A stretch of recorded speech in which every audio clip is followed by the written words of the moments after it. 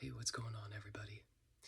For today's video, I have a few more wild stories to share with you guys that I think you guys would get a kick out of, at the very least.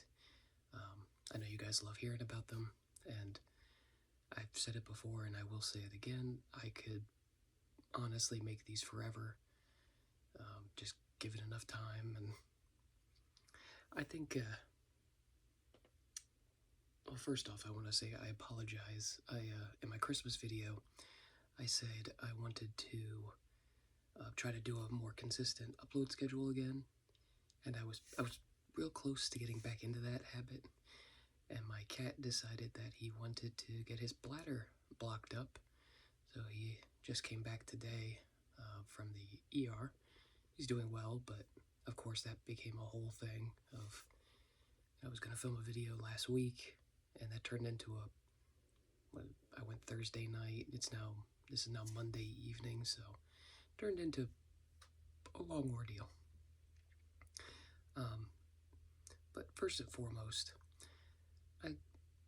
I know I make a lot of these videos, and you might think that, like, working in a gun store, you get like a substantial number of just, crazies, or just crazy scenarios at the least, where common sense isn't so common.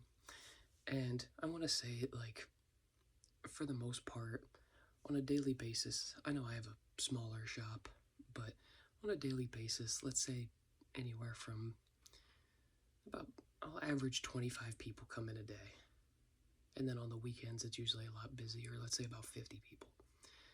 And the two stories I'm going to tell you tonight, maybe a third if I get there, but they've taken a month, or however long it's been since the last video. So on average, I have several hundreds of happy, good customers that come in before I get one that's sort of problematic or just doesn't make my life easy, so to speak. So again, you might think, oh, I tell people back when I used to work in medicine, because I was a medical assistant, and we saw about 100 patients a day through a walk-in clinic. And I would tell people, let's say they came in one week and then they came back in the next week with like their kid or something. They'd be like, oh, you took me back last week. You don't remember me? I would say it's a good thing if I don't remember you, because you didn't do anything that would, make me want to, how do I word this? But I want to, take you back, have a good experience, and then both of us move on with our lives. If I remembered you, typically, especially out of 100 patients a day, it's because you did something bad, or you were problematic. So I tell people it's a good thing if I don't remember you in that regard. But like I said, most patients, got me thinking medical now. Most just customers that come in, they're awesome. They're great. I show them whether they know what they're after or they, need help figuring out what they want. I don't mind if you're a cool guy with me. I know some shops will be, you pull like 2 guns out of the cabinet and they'll be like, all right, you need to buy one of them or get out. And look, like, I got people that come in. I pulled like 10 different handguns out, took up like my whole countertop, showing this guy, because he's never sort of gotten guns in his hand and figured out what he liked. So I really don't mind that, as long as you're cool with me, I'm cool with you, kind of thing. I know some shops can, and I think the longer you're open, people can get grumpy, so to speak. I like in my state, I have the cheapest transfer fee. I'm just $20. So if you buy a firearm online and have it shipped to me, I just charge you $20 because I got to catalog the gun, put it in my bound book, and do a background check. I have to stop what I'm doing and do your background check and all that stuff. So I just charge $20. Now the problem with that is you get people that say $20 and they, royally abuse it, which sort of segues into my first story here today, which is I had a gentleman come in, it was last week, and he came in. He was walking around, said he'd never been in before. Most people, if you come in and you've never been in before, I don't want to be that kind of guy. I've been in some gun stores where you'll have a guy that just sort of stands there in the back and just kind of like arms crossed and stares at you the whole time. Um, doesn't help you, doesn't do anything, just kind of, death stares you down. And then I have others where you're just trying to look. I'm just trying to like see what you got, kind of figure out what I want. And then there's a employee behind the counter that's just death staring you like, you need help? You need help? Like a used car salesman kind of thing. So I've figured out a good balance to that is, so if you come in, like, hey, how's it going? I say, what's going on today? Typically they say, oh, just looking. I'm like, not a problem. Let me know if you want to see anything or get your hands on anything. I'm happy to help. And then at that point, if they just sort of nod and say, okay, kind of an indicator to me that you just want to look. You don't want to be bothered. You want to look, and if there is something you're after at that point, you'll let me know. So then I always just go back to my desk and just kind of see. If I say, hey, how's it going? And they're like, hey, doing good, I'm looking for a first-time handgun. What's your suggestions? And we kind of get into a dialogue. That's the type of person that typically wants that sort of counter help. They want me to like help them figure out what they want or show them some things. They don't want me to be the type of guy that stands behind the counter and doesn't help. They want that help. So I've kind of figured out a good system for working that and figuring out if they want help, if they don't want help, and without being like too direct and forward with it. So it's a fine balance. But I had a gentleman come in. He said, hey, first time coming in, just checking you out. So I did the whole, not a problem. So he looks for a couple minutes, and he finally comes up. He's like, hey, I've been hearing good things about the Smith & Wesson Shield Plus. I was like, yeah, I sell them all the time. They're great guns. Again, for me, it's all sort of I hate to bring up like a used car salesman, but you sort of learn a lot of customers are kind of the same in some regards, so you got to learn what works and what doesn't work. So he comes in, he wants the Smith & Wesson Shield to check it out. Now I establish a dialogue, sort of like, is this their specific gun you're looking for? Do you want something kind of similar? Like I can show you the Sig Sauer equivalent, I can show you a Glock equivalent, or is this the one? And again, nothing wrong with the Shield Plus. I like the gun. In my safe over there, I have one of the original Shields. They were meh, but the Shield Plus was it's a very nice improvement to the one I have in my safe. But he was there specifically for the Shield Plus. And so I was like, okay, I'm showing it off. I have it in 9mm and I have it in 30 Super Carry. Not that 30 Super Carry ever took off or anything, but, obviously he wanted to check out the 9mm one. That's a lot more popular. So he's checking it out, and mind you, I haven't sold a Shield Plus. At the time this video is January 27th. I haven't sold a Shield Plus well before Christmas. I think it was like November. Like I don't even think it was December yet. So I've had this particular Shield Plus sitting in my cabinet for at least 2 months now, maybe even more. Which will come in handy, that information, a little bit later. That'll become pertinent. So he looks at it, and I have it on the shelf for $420. And one of the things I pride myself in is a lot of the gun shops near me are just absolutely stupid with their pricing. And I get it. You have to make money. That's the whole point of, doing retail. But, like, as a customer, you can go online, and again, this is pertinent here. You can go online and find this Shield Plus for $399 or $400. I'll just use 400 because it's easy. Most places are going to charge you about $10 to ship it, so you're at 410. And I'm the cheapest transfer in the whole state of Delaware, which is 20. So if you bought it online, you would be at $430. I have it on the shelf, and mind you, if you order it online, it's going to take you a week. I think he came in on a Friday. Not this video was filmed on Monday the 27th when I'm uploading it, so to kind of give you so it wasn't a couple days ago Friday, it was a whole week ago Friday that he came in. And mind you, they're probably not going to ship it out on a Friday. Most stores are closed Saturday and Sunday, so I wouldn't ship till Monday. And best case scenario, they 2-day ship it. You won't look till like Wednesday or Thursday, so you would be paying more money, and it would take probably a whole week to get a gun online that I have in stock right here, right now for $420. To me, that's a no-brainer. It's exactly what you're after.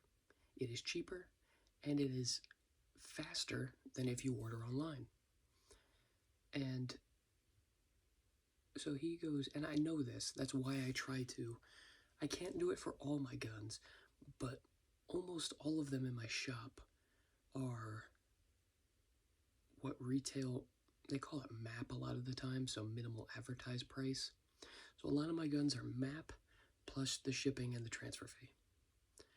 And even if you bought it online and shipped it to somewhere else, let's say they're $30, $40, $50 for a transfer fee, now you're going to be $410, so $4 for the gun, $10 for the shipping, and then let's say $30, you're at $440. So I know I'm the cheapest, and so I incorporate that in the price. So I make it, obviously I'd rather make more. If you order it online, I'm only making $20. If you order through me, I make average about $100. So obviously I want you to order through me, and I want to get it in the customer's heads that, hey, everywhere else, like some shops in my area are like $500 for that gun. So you as a customer could go online, buy it, and have it shipped, and you'd be way cheaper than what they have it in stock for. I'm sort of, again, self-aware about that, so I keep my prices right there. And so and actually I'm surprised I was even $420 on it. Technically I should be $430 because again the shipping and the transfer fee, but regardless, I was $420 for it.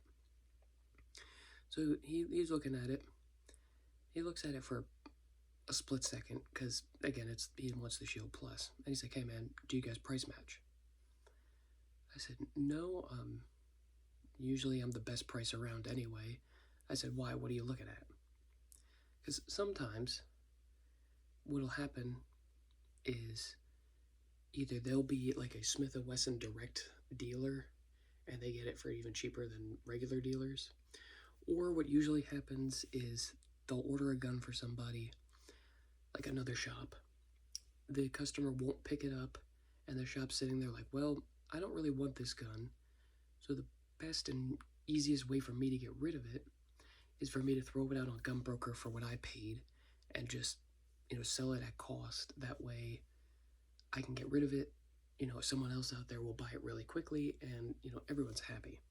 So sometimes, like it's $420 in my store, you'll go online, see it for, let's say like $330, and you'll be like, wow, that's incredible. And obviously I can't price match that. That's something like around where I pay. So I was like, why? I'm just trying to feel him out, see what he's talking about. I'm like, why? What are you at? And so he pulled up, I think it was Sportsman's Warehouse. They had it online for $399. I looked at him, I said, that's cheaper than price matching. He's like, no, it's not. This is $399, you're at $420. And I try to be nice to people because I have to explain this almost on a daily basis where some people don't look at the shipping and the transfer fee as a part of the gun, but I have to explain, for you to get that gun online and get it in your hands as the proper owner of it, you're going to have to spend 400 plus 10 plus 20 for the transfer, so 430. So you have to incorporate that in the cost, because without those two other fees, the shipping and the transfer cost, that gun is not yours and it will not end up in your possession. So some people just, they look at it like they're just fees, but I try to convince people that it's a part of the gun. It's a part of the cost, because without those two, you will not take possession of the gun. And so he sits there and, like I said, he looks at the gun for like a minute. And he goes, well, what do you mean? So I explained to him, again, $10 shipping, $20 transfer fee. If you buy it online, you'll be at $430. He goes, oh, they have free shipping. I said, okay, then you'll be at $420. So you'll be at $400 plus my $20 transfer, you'll be at $420. You can order that online, wait one whole week, and pay $420, or you could buy it right here, right now for $420.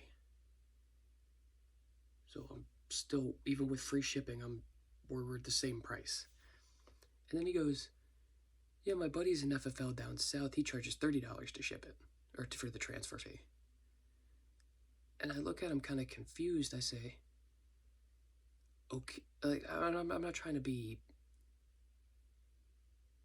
I really don't know what angle he was playing at here. Because I looked at him, I said, okay, so if you bought it online and shipped it to your buddy, even with the free shipping, then you'd be at $430. So you'd wait a week and pay more money than I have it in stock right now for.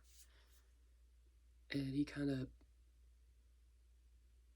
it was almost like nothing, like there was nothing going on in his brain. I don't know what the thought process was.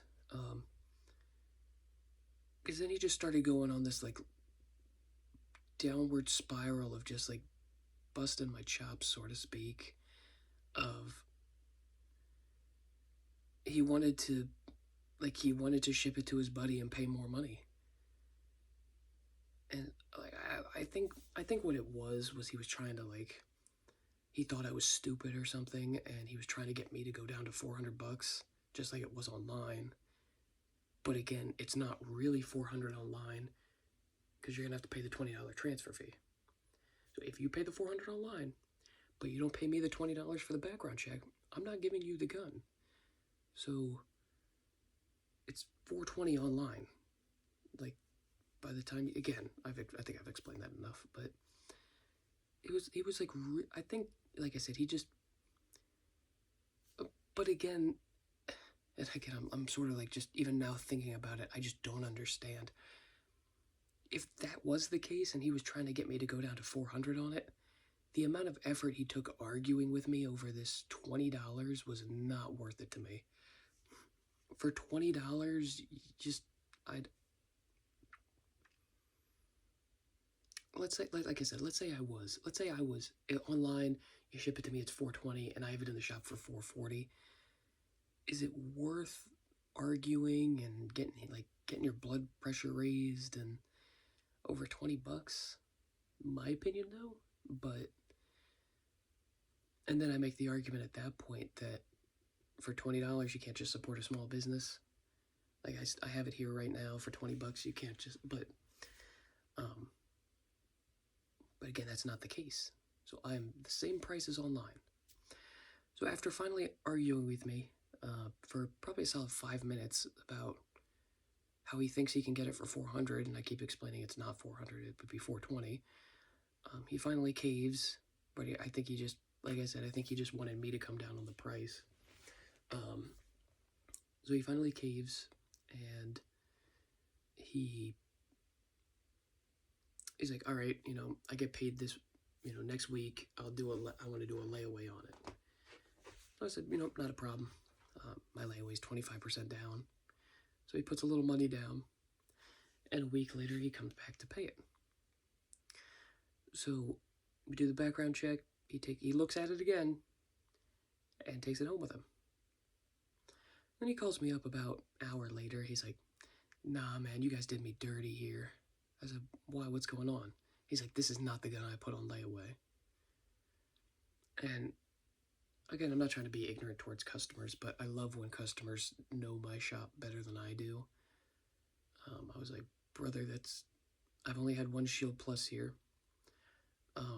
What's wrong with this one?" He's like, "This one has a safety on it." I said, "Yeah, for the Shield Plus, I only ever order the safety models." And the reason with that is I can always get you the safety or the non-safety. Most people that order the Shield Plus like the safety. And the thing is, from a shop's perspective, I know I ruffle some feathers here. Personally, I do not carry with a safety on my gun. I don't like it. But most people that pick up the Shield Plus are like first timers. And if I have it in stock with the safety, if you want the safety, great. If you don't want the safety, don't use it. That one gun can be used in both scenarios. If I have the non-safety model and you want a safety, there's nothing I need to order you another gun. So by getting the safety on the gun, for a shop's perspective, it can work for both crowds. So that's why I always order the safety model. So I did, and he was, same thing, just busting my balls again over this. I was like, "Brother, I don't know what to tell you. I only ever order the safety models. I've had that one here for a couple months now.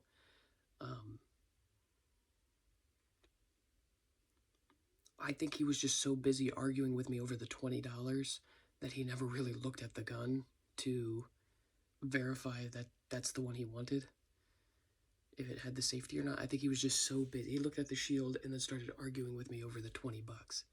So I don't think he ever even processed that that one had a safety on it. I was like, "Look, if you bring it back right now," I told him, most shops will not do this, but if you bring it back right now, I will order you a non-safety model and switch it out for you. And he did. He brought it back to me, still brand new in the box. And at the time of filming this, it just came in last week. I really did not feel like dealing with this guy, so I will call him tomorrow and have him pick it up tomorrow. So there might be more to this story. I don't know, but just what a character. Over $20. He's now had to drive to my shop twice, or he drove to the shop to put it on layaway, drove to the shop to pick it up, and then drove to the shop to bring it back to me. Now he's got to drive to the shop a fourth time to actually pick up the non-safety model. So if that was worth it to him, I guess over $20. But this video's already gone on way too long. The second one I'll be quick with. The second story is it's an old World War II Remington Rand 1911 handgun. And this gun may or may not, had been a New York detective at one point in time. And this gun was used in a crime. It was, stolen, whatever. It was supposed to be destroyed. Well, if you know anything about guns and handguns, is that the lower receiver of the gun, the grip part, that is the gun. They're too far away right now. But so what he did was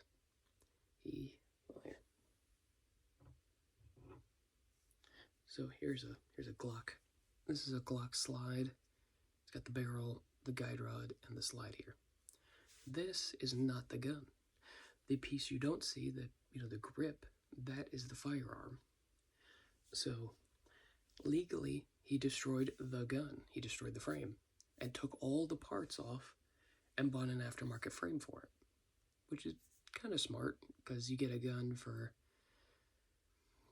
I think the frames are like $300. So you get a whole gun for $300 frame. Now the problem with that is, since the frame is the gun, technically it is no longer a Remington Rand anymore. So it's sort of very subjective as to what you value that gun at, because all the parts there are World War II, minus the frame, which is kind of the important part. So he came in, sold it to me, and I threw it out on Gunbroker. Basically the eBay for guns, for those who don't know. And I have it out there. The guy messages me. He seems very interested in it. He's asking all types of questions. He wanted me to take the grips off. There's a special stamp in there that shows there were World War II Bakelite grips. So he knew what he was looking for. And he was asking all kinds of questions. I had it on Gunbroker. Starting bid was $400. Buy it now is $500. Just, again, I don't really know what it's worth because it's kind of hard to value that. But he, he was like, hey, if you buy something on Gunbroker, as a customer, you have to pay a Gunbroker fee, like a taxes and sort of whatnot fee, and a shipping fee. So he messaged me privately, and he's like, hey, what's the price to go off of Gunbroker? Because, and I sat there and figured it out. Even at $400, you're going to pay $35 to ship it if you go through a Gunbroker, and they're going to charge you like 30 or so bucks in taxes and fees. So you're going to be at like $460, $470. So I was like, look, it's been sitting out there on Gunbroker for a little while. You give me $450, I'll pay the shipping, and, I think that was very fair for it. And there's only like 1 day left on this gun. And he's like, yeah, but at $400, he's like, I'd be at like $11, and I don't know where he got $11 from, but he's like, yeah, I'd be at like $11 in fees, so I'd be at $411 for it. And this was Saturday, which was a super busy day for me. We had a very busy day at work. I then had a Whitetails Unlimited dinner afterwards for like 4 hours. And then it was also my buddy's birthday. So I woke up at like 8 a.m. and didn't get back to my house till like 2 in the morning. It was a very long day. Fun day, but long. And I just did not have the time, energy, or effort to respond to this guy and say, no, I'm firm at $450. I already told you $450 was my number. No, I'm not doing $411. So because this guy wanted to, what's the math on that, $39, because he wanted to sit here and argue with me over $39, I just ignored him. Well, the day of, the auction, which was Sunday, comes up, and, he emails me again, like, hey, did you get my email, my offer in the last email? And now at this point it's a Sunday, so I'm not gonna respond to you over a lowball offer over email. So it's Sunday, I'm off, I'm not worried about it. If, especially over $39, I'm not worried about that on a Sunday. But, so I ignored him, and I guess at any point in time he could have said like, hey, look, fine, I'll take $450, but he never did. So what happened is he put a bid out there for $400.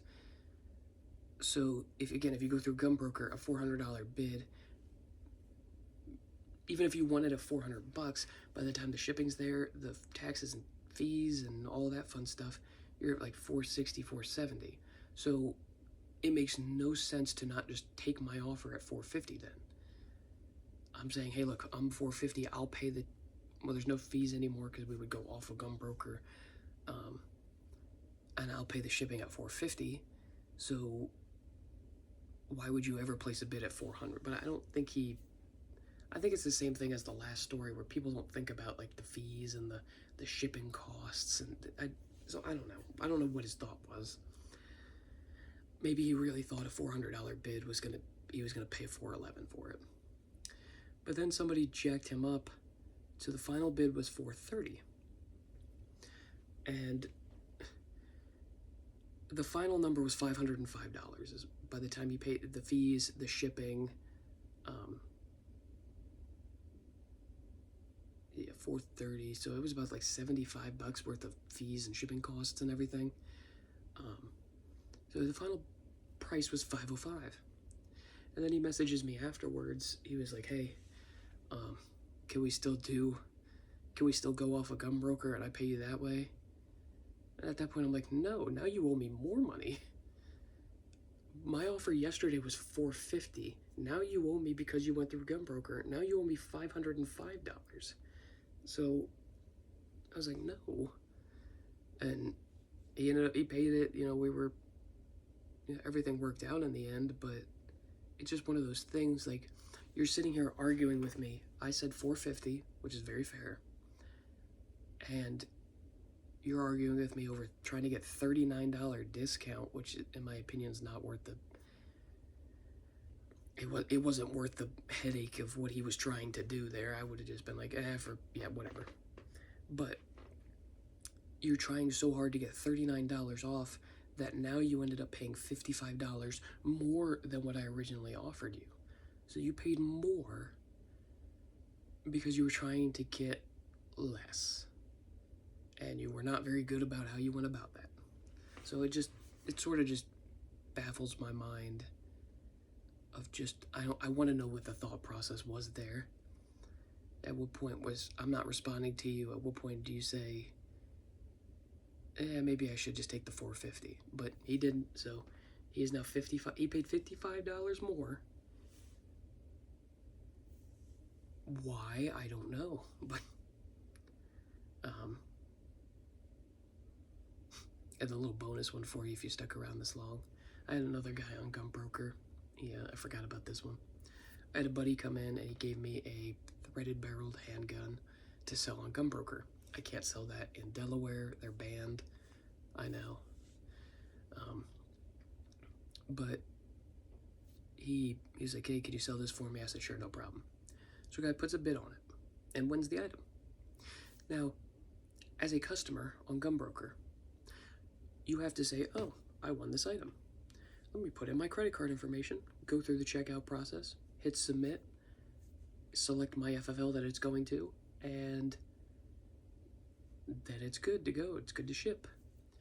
So this guy did all of that, and then at the end he emailed me saying, oh, I just put my credit card information in to see if it would work. I was like, that makes no sense. I don't know if he had buyer's remorse. I don't know what happened, but you went through all that, put your credit card information in, and then decided you didn't want it? I don't know. I really don't know what the thought process was, but that's another one of those. I'm like, dude, at this point, Gunbroker says, once payment's been made, bids are technically legally binding, so to speak, and you have to pay them if you bid. And not only that, but he did pay. So I'm like, look, the money's in my bank account for a gun I don't want, and Gunbroker will always side with the seller in this scenario. So I was like, look, dude, I'm going to ship this gun whether you want it or not at this point. Like, if you didn't want it, then you shouldn't have paid. I don't know how you could you imagine, like, going online. Oh, let's say you go to Walmart, you're like, oh, 55-inch TVs. Here's my credit card. Let me buy now. Credit card information, place the order, and then, I guess that happens, yeah, but, and then you're like, actually, you know what? Nah, I don't really need this TV. I mean, I don't know. I don't know what the thought process was, but anyway, I've gone on far too long as it is, but thank you guys. If you want to see any other videos, let me know. And I guess I'll catch you guys in the next one. Peace.